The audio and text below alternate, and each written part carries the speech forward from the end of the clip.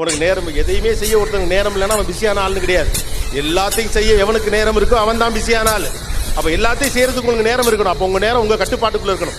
ஏன் நேரத்தை பற்றி இன்னைக்கு இவ்வளோ முக்கியமாக நான் சொல்கிறேன்னா, இல்லாட்டி உங்கள் நேரத்தை வேற ஒருத்தர் எடுத்துகிட்டு போயிடுவான், வேற ஒருத்தர் எடுத்துகிட்டு போனோன்னா அவனுக்கு பிடிச்ச மாதிரி உங்களை யூஸ் பண்ணிடுவோம். அப்போ படிங்கன்னு சொல்றதுக்கான காரணம் அதுதான். எதை வேண்டுமானாலும் படிங்கள், பிடித்த எந்த விஷயத்தை வேண்டாலும் படிங்கள், என்னைக்காவது பயன்படும்.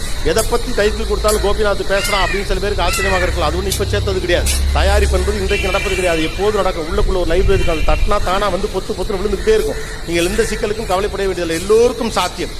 ஏதோ ரீல்ஸை பார்த்தோம், ஏதோ இன்ஸ்டாவில் போஸ்ட்டை பார்த்தோம், ஏதோ ட்விட்டரில் பார்த்தோம், ஏதோ வாட்ஸ்அப்பில் பார்த்தோன்னு தயவு செய்து உங்கள் நேரத்தை இன்னொருவிடம் கொடுத்து விடாதீர்கள். You may know that how much money that you have, but you never know that how much time that you have. ரைட்டா? உங்களிடம் எவ்வளவு பணம் இருக்கு வேணா உங்களுக்கு தெரியலாம், ஆனால் உங்ககிட்ட எவ்வளவு நேரம் இருக்குன்னு உங்களுக்கு தெரியாது.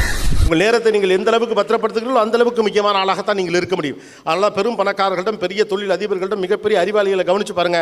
அவங்க தங்க